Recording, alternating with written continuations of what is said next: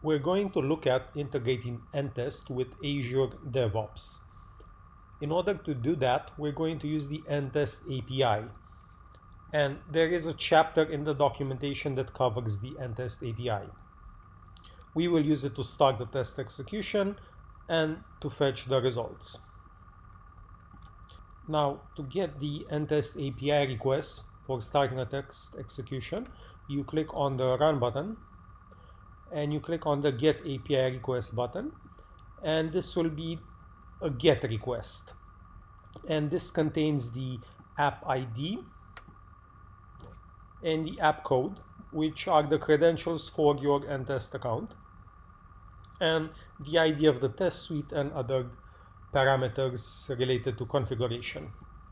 Now, since this is a GET request, if we would send it, for example, let's send it using one feature for testing API requests.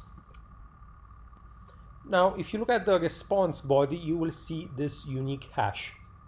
Now, this unique hash points to that test execution. So if you go to the result and click on this test execution, you will see that it has that unique hash. So this is the same one we got here.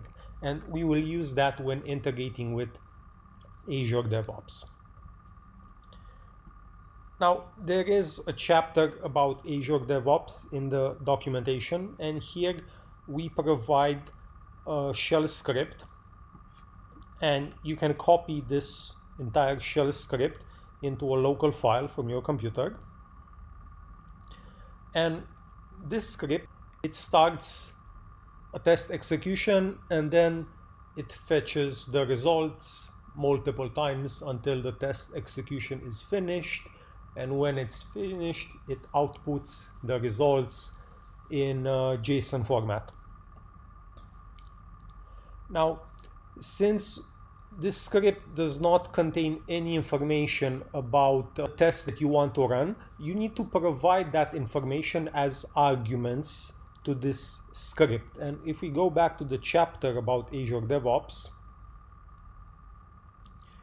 you will see here that we mention these arguments: the app ID, the app code, the actual API request for starting a test execution, and the number of loops.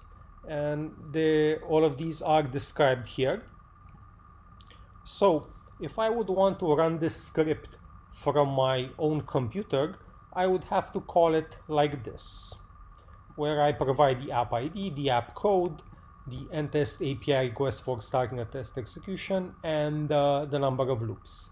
Now, I also want to add an additional note here. I'll just write local so I know that it came from my computer. And I open a terminal window. I paste the command here.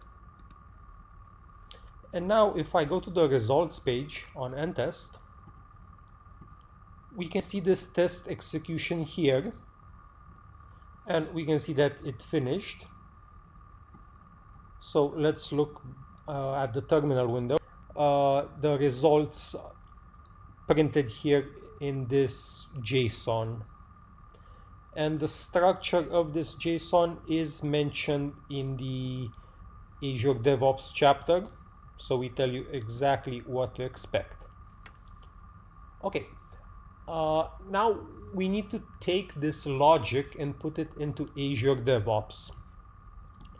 And you can see here that I have this test.sh script added here. And then you need a YAML file where you will call that script, that test.sh script, and you will provide the arguments just like I did in the local script. Of course, this YAML file, since you are integrating Endtest with your current pipeline, with your existing pipeline in Azure DevOps, it means you will have a lot more instructions here, probably something related to your builds. And then after this part, you will probably need to add some logic that will extract certain information from that JSON with the results, because you want that script to know if the test execution passed or failed and what to do with that information. For example, you can see we have the number of passed, failed, and number of errors. Now, for that logic, you can just check that the number of errors and the number of failed assertions is equal to 0, and then with the logic in the script, you can mark the build as failed or passed depending on the outcome. Now, these are the files in the repository, and in the pipeline, if we go here, let's run this pipeline.